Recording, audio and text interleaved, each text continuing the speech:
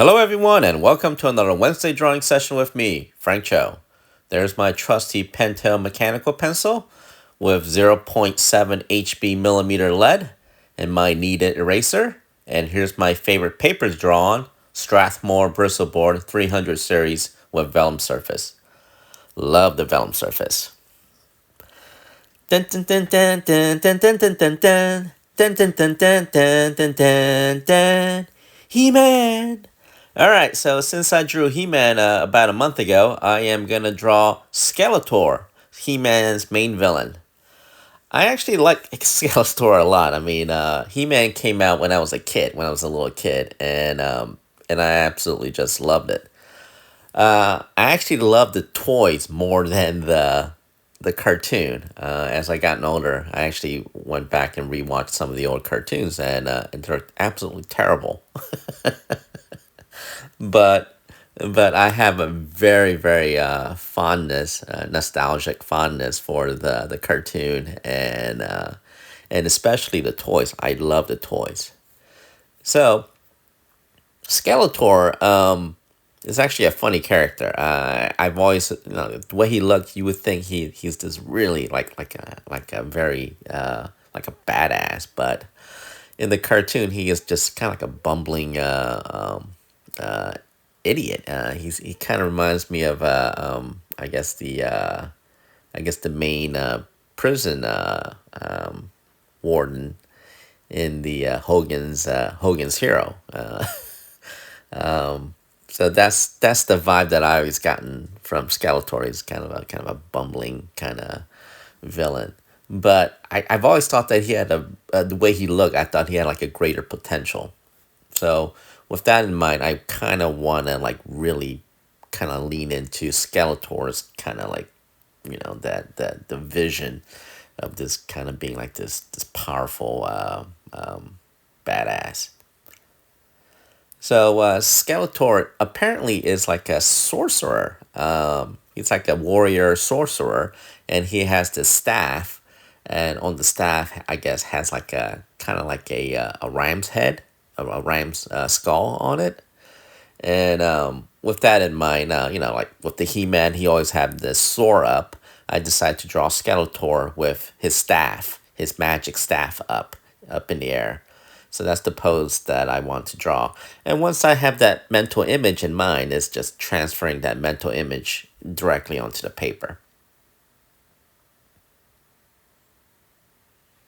I mean, it's a fairly common pose, you know. You see that a lot in a lot of sword and sorcery kind of illustration. Now, here's an interesting fact about He-Man. So He-Man was originally created as a toy first, and I guess it was Mattel's answer to I guess their counterpoint to Barbie. So they kind of went after the boys market, so they have the girls market locked down with Barbie. So I guess they decided to create a toy franchise aimed directly at boys, and they came up with He-Man.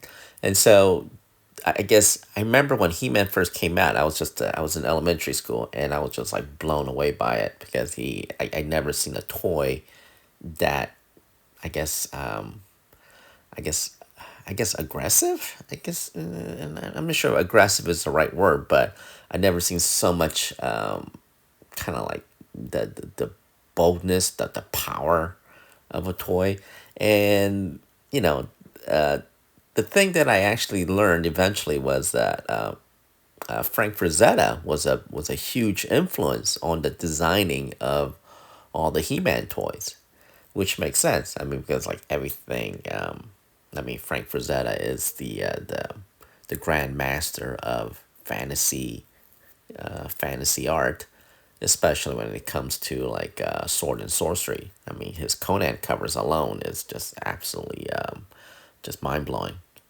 and his Kane paintings, you know, absolutely brilliant, and his Tarzan stuff. So anyway, with that in mind, I guess Mattel wanted to kind of capture that Frazetta magic in their toys, and I thought they did. I thought they did a really great job of capturing, some of that Frazetta magic. With that in mind, I really kind of like really dug He-Man toys right away. So as you see, like I often use reference, and I have a lot of reference around the studios. And one of my favorite references is this. I have this a statue of the human anatomy, and one of them is, and another one is I have a small, very medically detailed skull, which I can, you can move the jaw around. There's magnets in the jaw.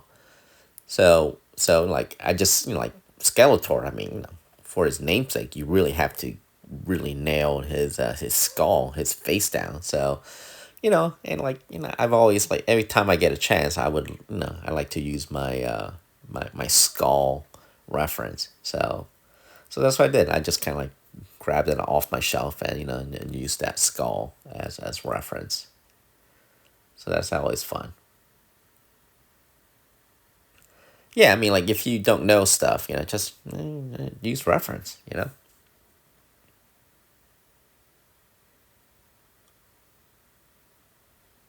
Drawing that skull. So that's the great thing about having all these like reference around. I mean, I have these and like I wish I could show you. I have this giant not mechanical, like a statue, like a medical statue of the human anatomy, which I bought. Guys, it was like 20 years ago. I bought this. I went to this sci-fi fantasy art convention called Massive Black. I think it was mainly for video game artists. And I remember me and my buddy Brandon Peterson, we actually went out there to this, I guess, this kind of like an art festival for video game and fantasy artists kind of thing.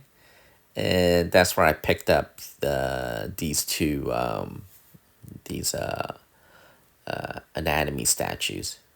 And man, those video game people and those movie people, holy cow! Just the talent in that room was just unbelievable. And I'm not sure if they still have it or not, but this was Massive Black. I think it was held in San Francisco area, and I wish I could go back and kind of reconnect with a lot of the video game and movie people. So yeah, so that's, so like if you get a chance, like just I've always, whenever I get a chance, I always pick up little trinkets, that will kind of, I would think, will help me in creating my art down the road. So I have a lot of maquettes, statues of, dinosaurs and monsters around my studio. So they're always like great, great tool and inspiration. That helps me draw and paint.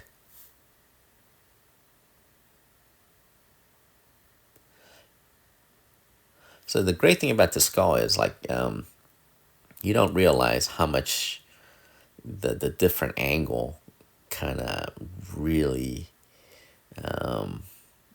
there's so much hidden details that you didn't know that the skull had. And just regular, the human body have so many little intricate little details that a lot of people miss.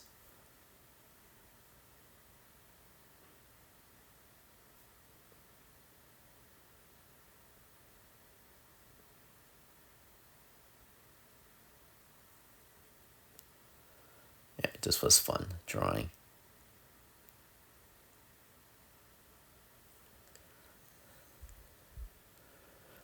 So when you're drawing the skull, you just make sure, there it is. That's the stand that comes in. Pop the head right back on. That is a really neat little gadget. Man, I wish I could figure out where they sell it. I saw it in a few places. Um, um, yeah, God, well, I'm trying to think where I saw it again.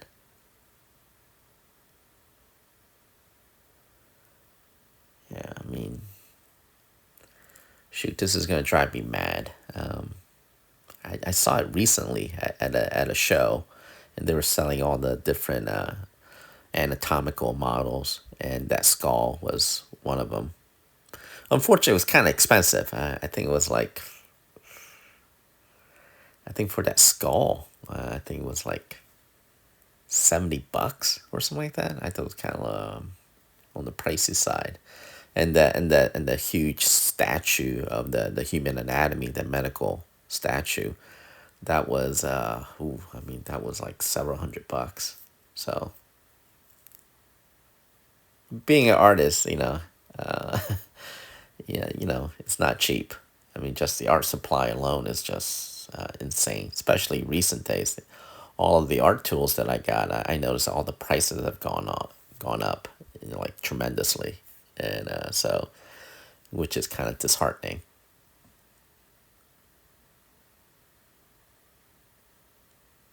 So once I have the post down, I basically start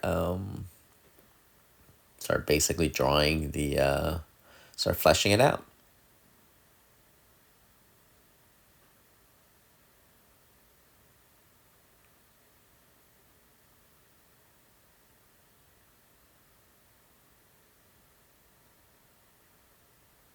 Yeah, so Skeletor was going back to the toy thing. So Skeletor was created as a kind of a counterpart to Barbie, and for a while, I mean, it just kind of absolutely blew up the toy market. It was one of the most popular toy launches they ever had, and I think the cartoon was created to for the sole purpose of selling toys. And in Filmation, it was the company that created the cartoon, and I think they did Tarzan, Zorro, and Flash Gordon, all those other cartoons. And it's actually kind of funny if you look at all those cartoons. They use the same stock footage. I guess they used the same stock film reference footage. So when they drew Tarzan running or Flash Gordon running or He Man running, they all ran exactly the same. And some of the movements are just completely it's so it was so hilarious. It was just so absolutely hilarious that they would just reuse the footage over and over again. But they were on a tight deadline and budget, so they had to take all these shortcuts. I'm actually curious what Frank Frazetta thought about He-Man. I mean, he must have seen they were kind of using him as inspiration and reference to a certain degree. I'm pretty sure he was flattered.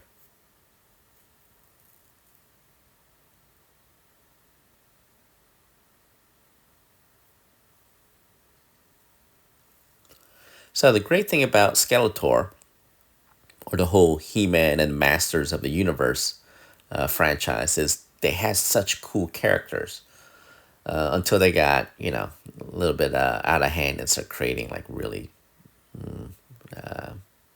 bad characters. But originally, the original group of characters they had, I mean, as a kid in elementary school, it just really connected with me. I don't know why.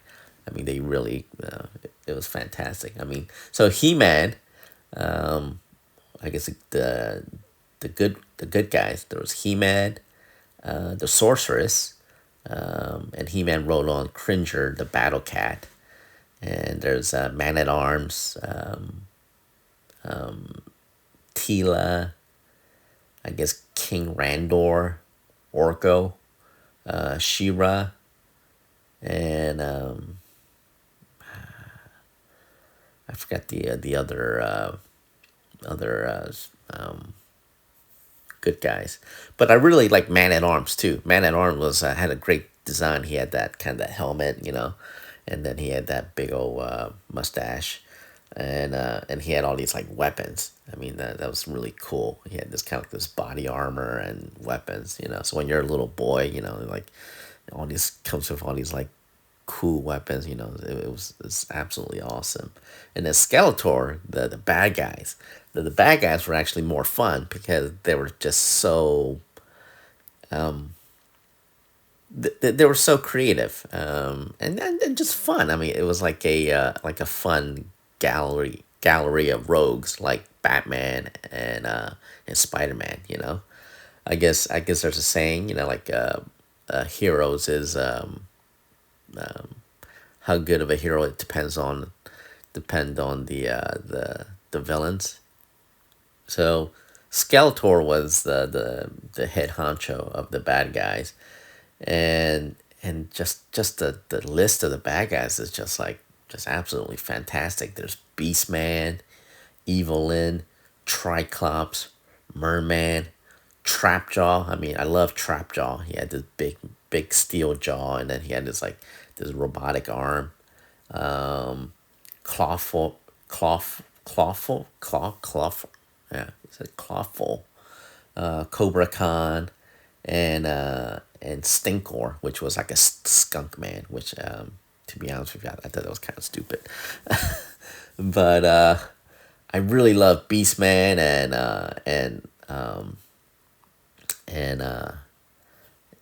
whatchamacallit, Trapjaw. Especially love Trapjaw. I mean, it's just, I guess when I was growing up, I kind of like that, kind of like a half hybrid, kind of like a biological and mechanical kind of thing. So yeah, I mean, He-Man had just classic gallery of rogues.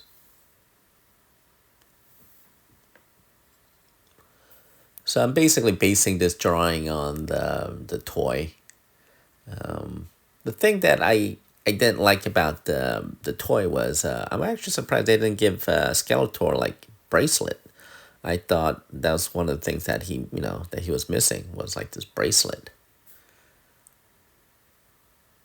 So since I'm decided to take some creative liberties and artistic license and just kind of like adding little things to kind of upgrade the costume a little bit, but not too much because I don't want to stray too far from the original toy design.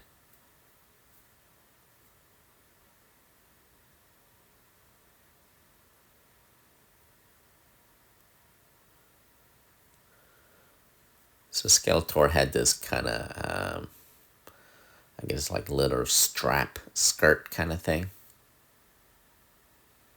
almost like an old Roman gladiator kind of costume.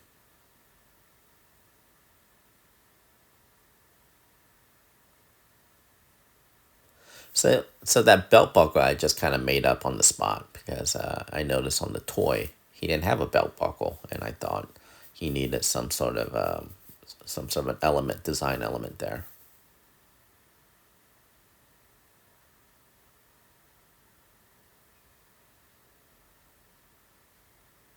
So he had this Skeletor had this hoodie.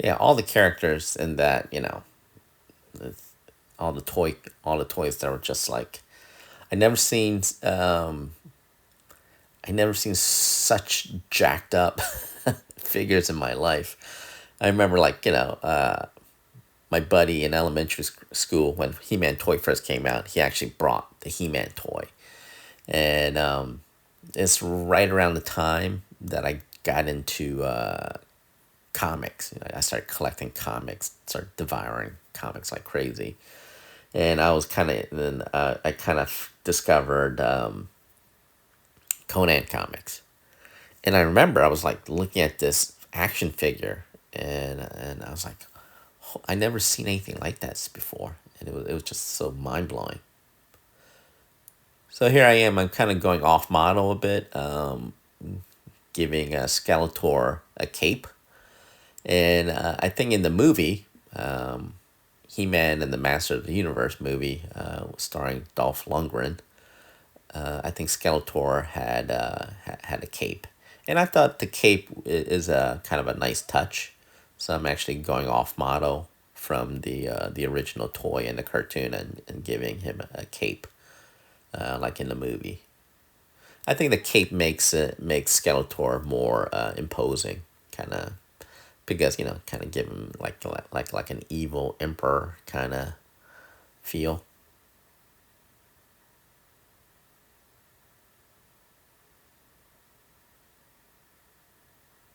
Well, I'm pretty sure you guys are gonna ask me if I seen the He-Man movie when I was a kid. I never finished watching the He-Man movie, starring Dolph Lundgren, which came out in the late 80s. I I just never got around to it. I mean, I watched parts of it, and parts of it that I saw were were terrible. So I guess I just stopped watching it. But I should go back and finish watching it, and really, really kind of like watch it. But I've seen like many clips and all that, and I think the creator of that movie, they're going through bankruptcy and stuff like that. So I think that's why the movie started looking pretty cheap, and kind of like very very mixed up, uneven. That's the word. It looked uneven. So I'm basically changing the ram's head on Skeletor's staff, because I kind of wanted. I didn't like the way it was facing forward. I think it should be kind of facing upward toward the sky a little bit.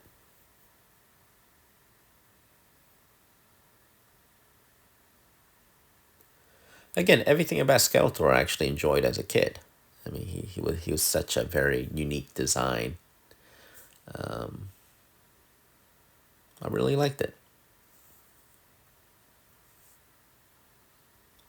So I think they're remaking, or making a brand new Masters of the Universe movie, and I'm actually kind of curious to see, with the modern technology, with the CGI, and just the overall feel of the movie, and the quality of the movie making has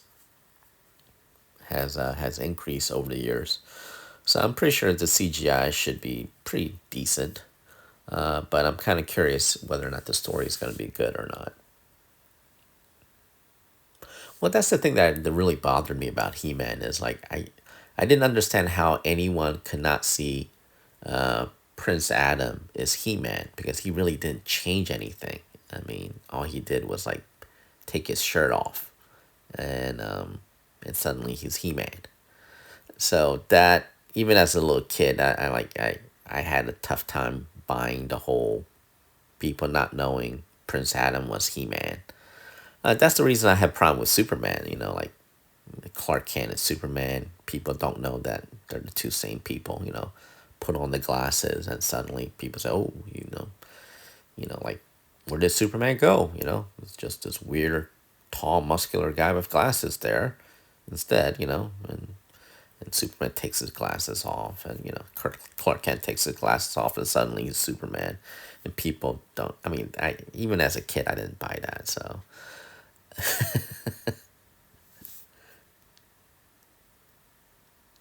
yeah, it's actually kind of funny. The more I think about it, a lot of the stuff that I liked as a kid is just It was so bad.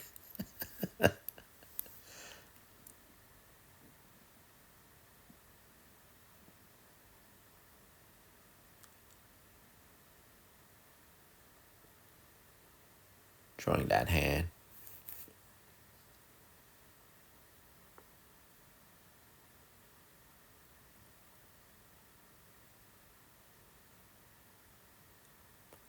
So I basically have the anatomy down, the whole structure down. And now at this point, I am start going in and just adding deep shadows into it, into the figure. So when you're adding shadows, just figure out where the light source is. For me, I usually have the same, very similar light source. My light source, if it's a clock, the light source is 11 o'clock, 12 o'clock, or 1 o'clock. Those are the light sources that's my general go-to light source. So for this, the light source is at 1 o'clock position. So so opposite of that 1 o'clock position, that's where you put in all the dark shadows.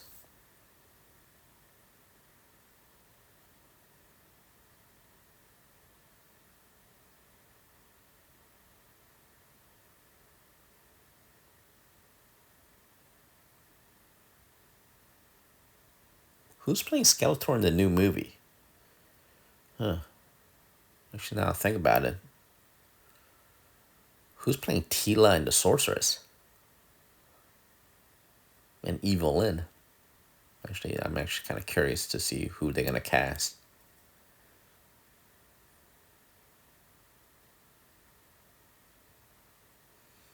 I'm pretty sure they're gonna cast a bunch of like a no names or up and coming actors and actresses. Because I'm pretty sure most of the budget, hopefully the most of the budget will go toward the special effects and the script.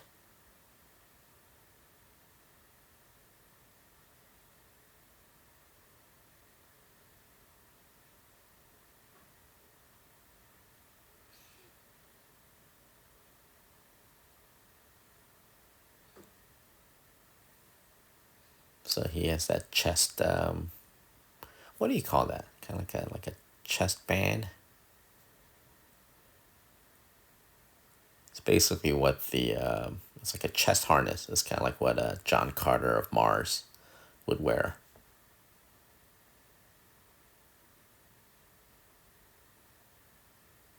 Yeah, so if you really look at He-Man, I mean, there's a lot of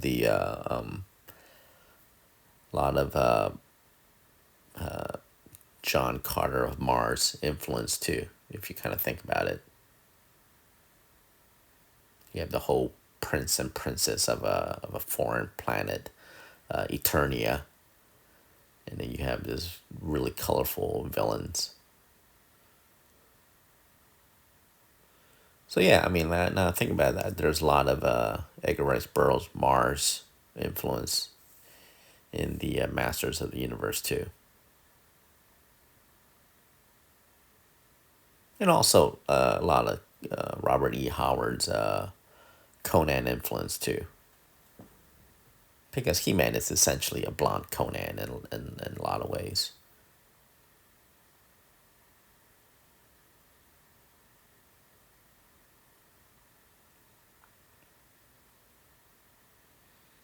Yeah, so once I have the outline of where all the muscle structure is, then I'm basically start shading at this point.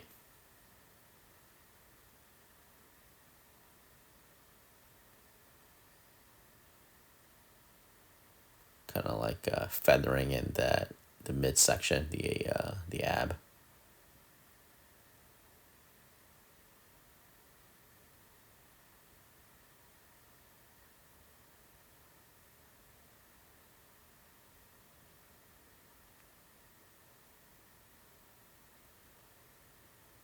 Does Skeletor have like a battle cat? I think he did. I think he had like a Black Panther or something, right? Man, this is driving me nuts. I mean, like I'm talking about walking down memory lane. I haven't seen a He-Man cartoon in about like 15 years.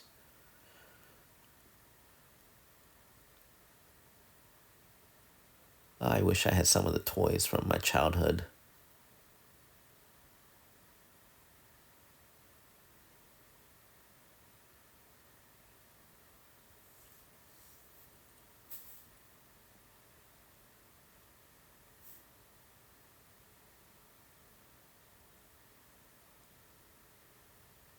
I think they reissued the He-Man toys. I think they used the original molding and reissued a lot of the He-Man action figures. Maybe I should go check it out.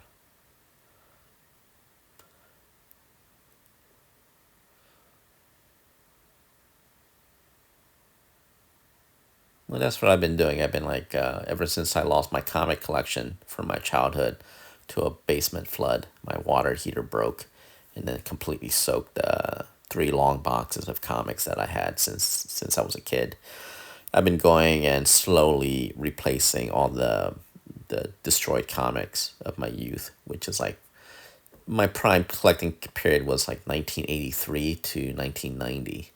And I basically pretty much got most of the Savage Sword of Conan magazine. I managed to get the first 150 issues of the Savage Sword of Conan. Absolutely loved Savage Sword of Conan, especially John Buscema, inked by Rudy Nabries, or John Buscema, inked by Alcala, and John Buscema, inked by Redondo. But I actually really love John Buscema, inked by Rudy Nabries. Talk about a master, absolutely master artist, inked by a master inker. I mean, I thought, I know some people say that Rudy Nabries kind of like drowned out John Buscema. I actually, I don't think so. I mean, yes, to a certain degree, but I think together they created this absolutely just had this synergy, had this combined penciling and inking. Just it was just absolutely breathtaking, I thought. So I'm adding in the veins in the arm. It's the little detail just kind of makes the figure pop. Now don't go too crazy with the veins, like Simon Bisley did. I love Simon Bisley, but sometimes I thought he just went a little bit too overboard. Man, Simon Bisley in the '90s, man, talk about a master artist. I loved all of his stuff, Lobo, and all of his paintings, his acrylic paintings. I thought Simon Bisley, during that time period, I thought he captured that Frazetta magic, and and actually kind of turned it up a notch.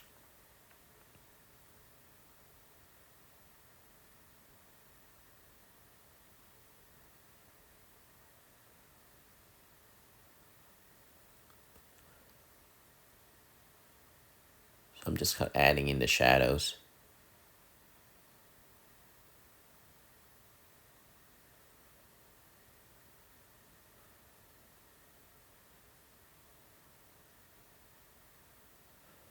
So I know in the cartoon, and I think on the toys, he just has like a regular, kind of like a leather boot kind of thing. But I seen in other recent design, he's kind of barefooted and has this kind of like a two or three toe thing. So I decided to kind of like you know do something in the middle.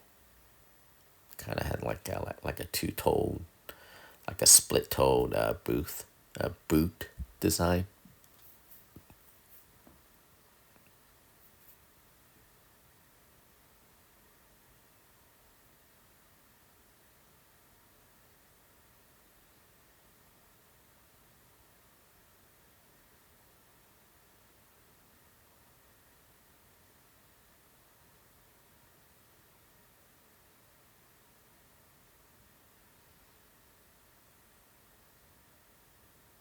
and just more shading.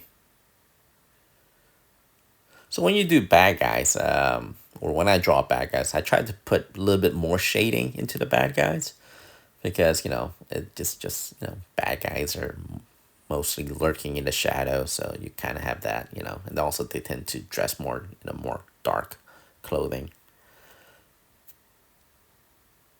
So this cape just kind of have kind of like whipping behind him is a black cape or purple, dark purple black cape. And you kind of have to lean into shading it. So if I was thinking it, all that dark areas would be just solid black.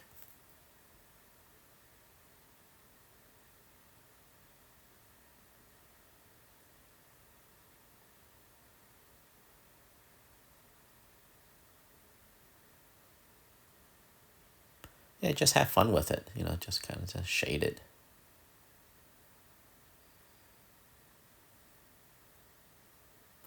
So this is during the pencil stages, this is the stage that you just kind of let it all out, just work it, because it's pencil. So if you mess up, you can erase it. So as the old saying goes, if it looks good, I mean, if it looks right, it's right. If it looks wrong, then it's wrong. And if it's wrong, then you erase it. Don't be too precious with your drawing. This is just a pencil stage. This pencil stage is where you have, this is the stage that I have the most fun, where I'm just like trying new things. And if it doesn't work, I can just erase it and, just start over.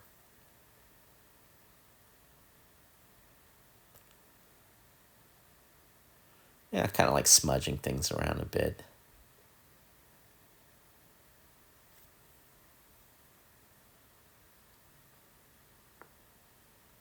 Again, if I was inking this, I mean, that whole area would be just a solid black. That's a great thing about pencil. I actually enjoy pencil because you can have like a gradation of, you can create this tonal tone and different value of grayness and light and shadow. So I like to have fun with it, just kind of diffing out, trying out different shadow shading technique and all that. It just makes that drawing more organic, softer in areas and harder in other. So it's yeah, I love pencil. Pencil is such a versatile tool. I think it's one of my favorite medium. It's just sketching with a pencil.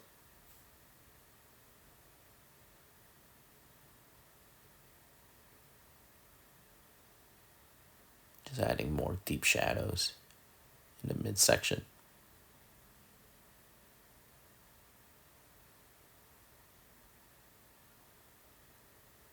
As I'm drawing this, I really don't know too much about his background.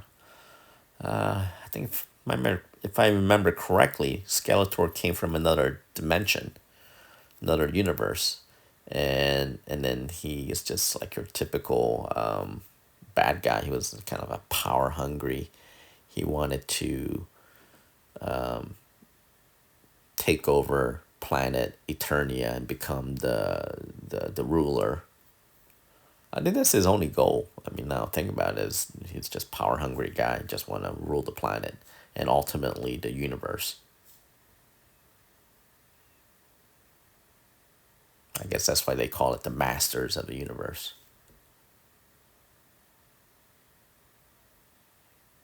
Kind of like just cleaning up the teeth a bit, highlighting the lower jaw.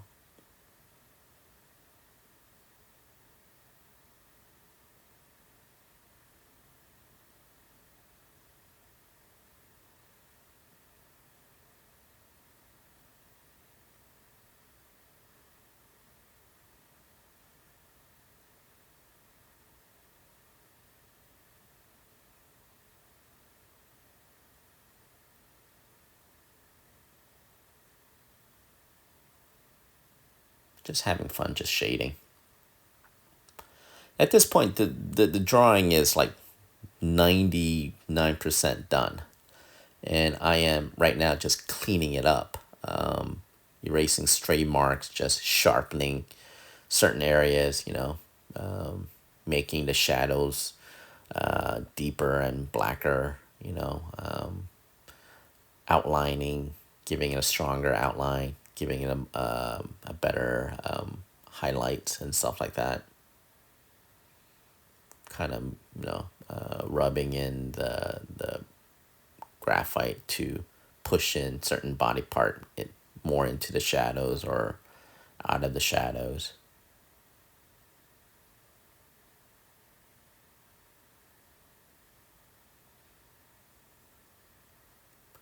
I love drawing rocks because it's like you don't have to be precise. You can just like have fun with it, Just at this point, I just draw rocks to fit the composition. I mean, I had no plan of how the rocks will look, and I just start drawing it until it kind of like balance out the figure and the overall composition. Because rocks can be any shape, so that's the reason I like drawing organic stuff. Because you can just push and move stuff around until it feels right. Unlike the mechanical stuff where you have to be very precise and detailed, and it drives me nuts.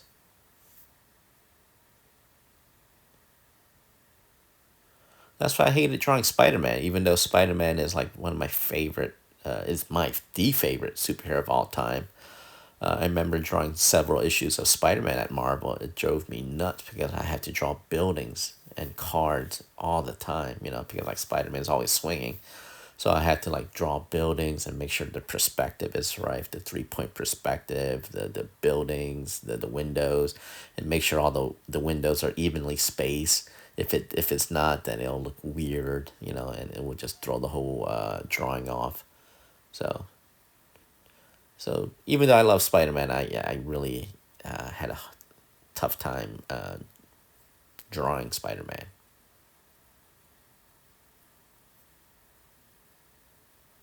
I'm just adding shadows into the rock.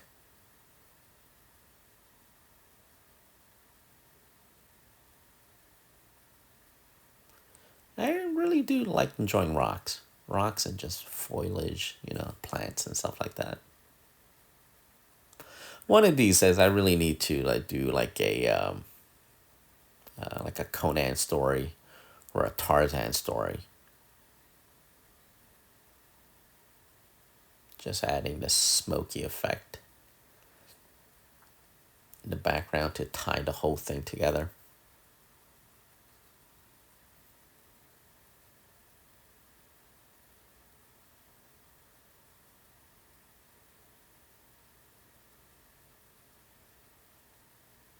If I remember correctly, some of the top artists were hired to do the design work on the Masters of the Universe.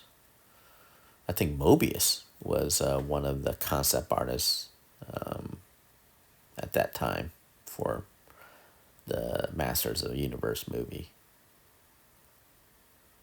And I think Bill Stout was also on it. And Bill is, well, I mean, talk about the dinosaur guy. If you ever do a dinosaur movie, get Bill Stout. Bill Stout is absolutely one of the top dinosaur guys I've ever met.